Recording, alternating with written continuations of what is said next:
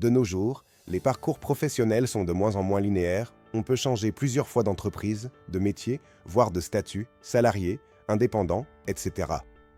Dans ce contexte, chacun gagne à devenir responsable de sa propre trajectoire et à se considérer comme une marque à part entière.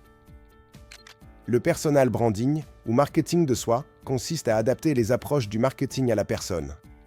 Il s'agit de se connaître, de valoriser ses atouts et d'identifier ses cibles professionnelles, exactement comme une entreprise le ferait pour commercialiser un produit.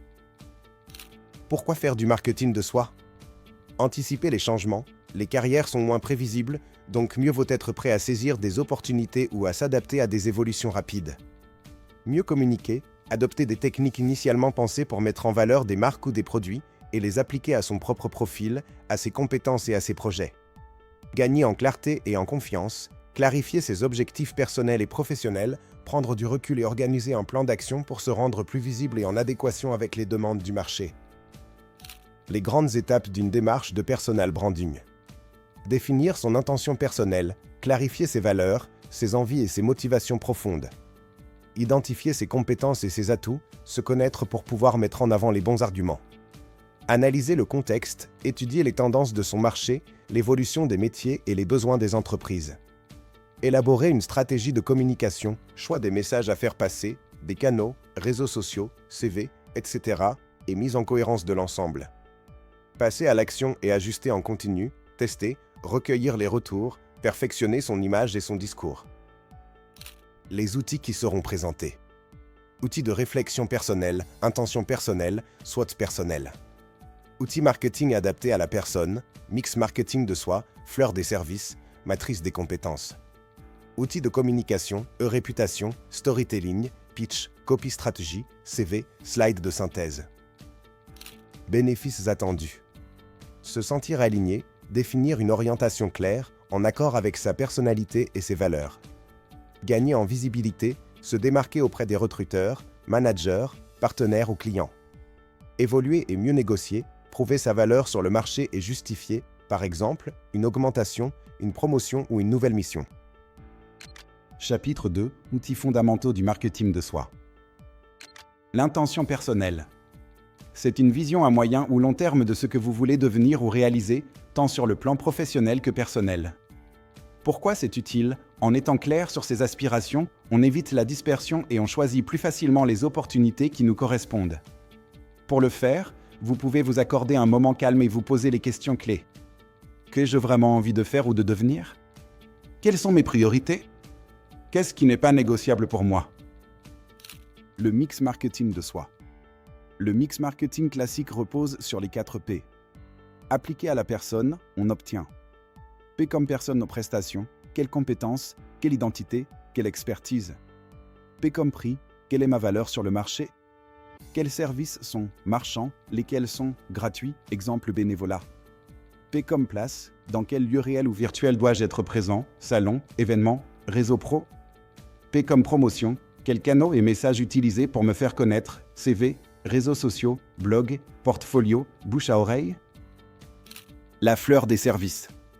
Concept, au centre, le service principal, votre compétence clé, et autour, les pétales, services additionnels, expérience, qualité. Le but est de montrer ce qui vous rend différent et ce qui va enchanter un employeur ou un client. Exemple, un développeur web, cœur de la fleur, qui propose aussi de la formation, de la maintenance, du conseil sur la sécurité. Pétale. Conseil pour utiliser ces outils. Soyez réaliste, ne vous inventez pas des compétences ou qualités. N'hésitez pas à vous faire aider et à en discuter avec vos collègues, amis ou proches pour avoir un regard extérieur sur vos atouts. Restez cohérent, les 4 P du mix marketing, la fleur des services et votre intention personnelle doivent s'aligner sur les mêmes valeurs. Chapitre 3. Révéler et analyser ses talents. Identifier ses talents. Pourquoi c'est difficile? On manque souvent de recul sur soi-même et on évolue dans plusieurs contextes, professionnel, associatif, familial. Voici différentes méthodes. Listez toutes vos activités, travail, bénévolat, loisirs. Recueillez l'avis de personnes de confiance, collègues, proches, etc. Notez les qualités souvent mentionnées, organisation, empathie, leadership, etc. La matrice des compétences. Sur un axe, Séparez les compétences métiers des compétences transversales. Sur l'autre, classez celles en cours d'acquisition et celles déjà maîtrisées. Le but est d'avoir une vision globale de tes points forts et points faibles et cibler les formations ou expériences nécessaires pour progresser.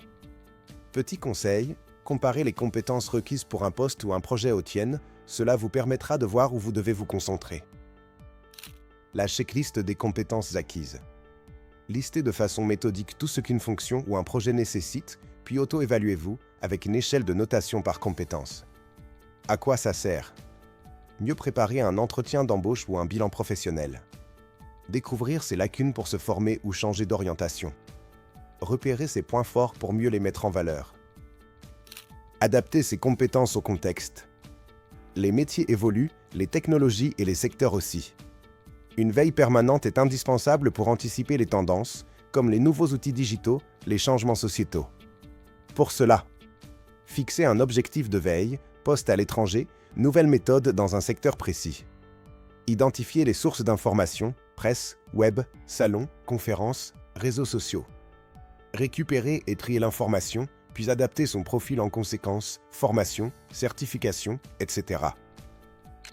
Chapitre 4. Passez à l'action avec le SWOT et la planification. Le SWOT personnel. Décrypter sa situation. Le SWOT personnel reprend la logique du SWOT en entreprise.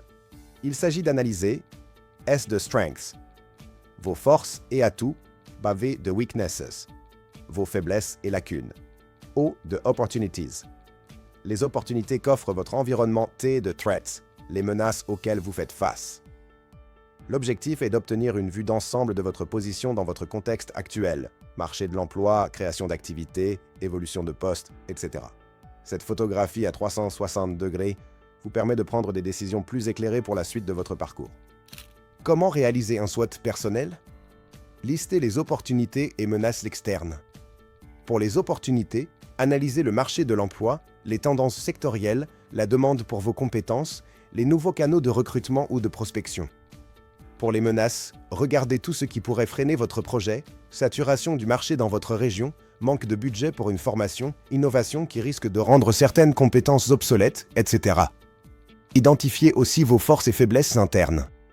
Pour vos forces, vos savoir-faire reconnus, vos succès passés, votre réseau, vos diplômes, vos qualités personnelles, leadership, créativité, persévérance. Pour vos faiblesses, manque de certaines compétences, d'expérience, ou encore peur et frein personnels, peur de se mettre en avant, difficulté à réseauter, etc. Gardez l'essentiel, priorisez les éléments clés et concentrez-vous sur les aspects qui ont le plus d'impact sur votre projet pour éviter la confusion ou la perte de temps. Utilisez le SWOT pour bâtir un plan d'action. Une fois votre SWOT terminé, il ne doit pas rester une simple photo statique. L'idée est de l'exploiter concrètement. Renforcez vos atouts, strengths. Mettez-les en avant dans vos CV, profils sur les réseaux sociaux ou lors de vos entretiens. Cherchez des projets où vous pourrez exprimer pleinement ces compétences. Comblez ou contournez vos faiblesses, weakness. Envisagez des formations courtes ou certifiantes pour acquérir rapidement les savoir-faire qui vous manquent. Travaillez sur la confiance en vous ou la prise de parole si ces dimensions vous font défaut. Saisir les opportunités, opportunities. Si vous avez repéré un secteur en plein essor, positionnez-vous rapidement. Activez votre réseau pour être au courant des offres cachées ou des projets en cours. Anticipez les menaces, threats. Si le marché local est saturé, élargissez votre recherche géographique ou adaptez-vous, comme le télétravail, la création de micro-entreprises. Surveillez les évolutions technologiques pour éviter que votre expertise ne devienne obsolète. De l'idée au projet, la planification. Une fois votre analyse SWOT faite, vous devez traduire vos conclusions en plan d'action. Fixez des objectifs précis. Pour éviter de vous disperser, formulez des objectifs SMART. Spécifiques, clairs, non équivoques. Mesurables, avec des critères chiffrés ou qualitatifs. Atteignables, adaptés à vos moyens actuels. Réaliste, il faut garder les pieds sur terre. Temporellement défini, avec des dates butoirs. Créez un plan détaillé. Découpez votre grand objectif en étapes plus petites et plus faciles à gérer. Pour chaque étape, déterminez les ressources nécessaires, formation, temps, argent, aide extérieure. Mettez en place un calendrier ou un rétroplanning pour suivre l'avancement. Mobilisez votre réseau et vos soutiens. Parlez de votre projet à des personnes de confiance, amis, famille, collègues. Cherchez des parrains ou mentors, ils peuvent être d'un grand secours pour accélérer votre réussite ou vous introduire dans des cercles professionnels. Engagez votre réseau, LinkedIn, associations, Meetups pour échanger, demander conseil, repérer de nouvelles pistes. Suivre et ajuster régulièrement. Réévaluez vos progrès, par exemple, tous les mois ou tous les trimestres. Ajustez vos objectifs si nécessaire, la vie n'est pas figée, et vous non plus. Tenez compte des retours. Si une piste se révèle infructueuse, n'hésitez pas à la modifier ou à en explorer d'autres. Conseils clés pour passer à l'action. Démarrez petit, mieux vaut valider de petites étapes rapidement que de viser trop grand et se décourager. Mesurez vos résultats, c'est motivant de voir des progrès concrets. Accordez-vous le droit à l'erreur, chaque échec peut devenir une leçon précieuse. Restez flexible, l'environnement change vite, gardez une marge de manœuvre pour ajuster vos plans. Chapitre 5. Communiquer et promouvoir son personal branding. Après avoir défini votre stratégie, intention personnelle, mix marketing de soi, SWOT, il est temps de passer à la communication proprement dite. Dans cette dernière partie, nous verrons comment soigner votre première impression, gérer votre image en ligne, raconter votre histoire, storytelling et structurer des messages percutants, copy stratégie, pitch, argumentation. La première impression, la règle des 3x20. Lorsqu'on rencontre quelqu'un pour la première fois, la première impression se joue en quelques secondes. Cette règle rappelle 3 points cruciaux. 20 premières secondes, votre interlocuteur vous juge dès le premier regard, tenue vestimentaire, sourire, posture, etc. 20 premiers gestes, la poignée de main, la façon de se déplacer ou de s'asseoir, le contact visuel. 20 premiers mots, les salutations, l'intonation de la voix, la manière d'aborder la conversation. Pensez à adapter votre style vestimentaire et votre attitude au contexte, secteur d'activité, culture d'entreprise, etc. Travaillez votre confiance en vous, regardez votre interlocuteur, adoptez une voix claire et posée. Brisez la glace, échangez quelques mots sur le contexte ou l'actualité pour créer un climat convivial. Gérer sa e-réputation. La e-réputation désigne l'image que renvoient vos contenus et vos interactions en ligne.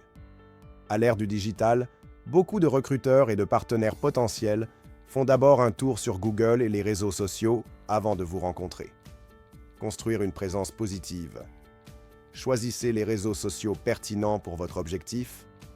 LinkedIn pour la sphère professionnelle, éventuellement Twitter pour suivre l'actualité sectorielle, etc. Complétez soigneusement votre profil, photos de qualité, résumé clair, mots-clés en adéquation avec vos compétences. Partagez du contenu intéressant, articles, avis, retours d'expérience, pour mettre en avant votre expertise. Surveillez votre trace numérique. Tapez régulièrement votre nom dans un moteur de recherche pour repérer ce qui ressort en premier. Supprimez ou rendez privés les contenus qui pourraient nuire à votre image professionnelle, anciennes publications, photos inappropriées, etc. Paramétrez la confidentialité de vos comptes, Facebook, Instagram, de façon à séparer vie privée et vie pro. Si un contenu négatif vous concernant apparaît, ne laissez pas la situation empirer. Répondez de manière factuelle et calme, présentez des contre-arguments ou demandez la suppression du contenu si c'est diffamatoire. Le storytelling, l'art de se raconter. Le storytelling consiste à utiliser la narration pour captiver votre audience.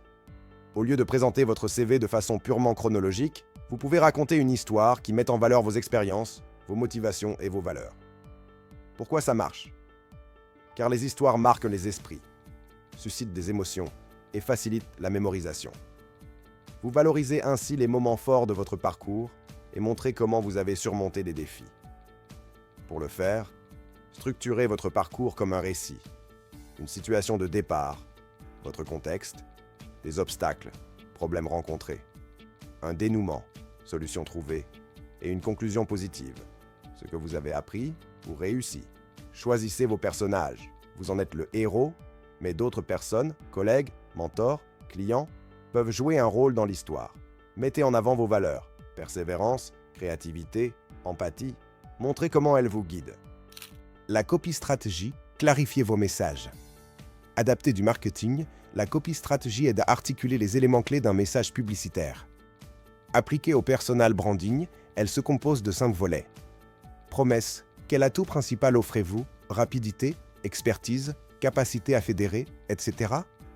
Preuve, quel fait concret ou témoignage valide cette promesse? Chiffres, résultats, retour client, diplôme?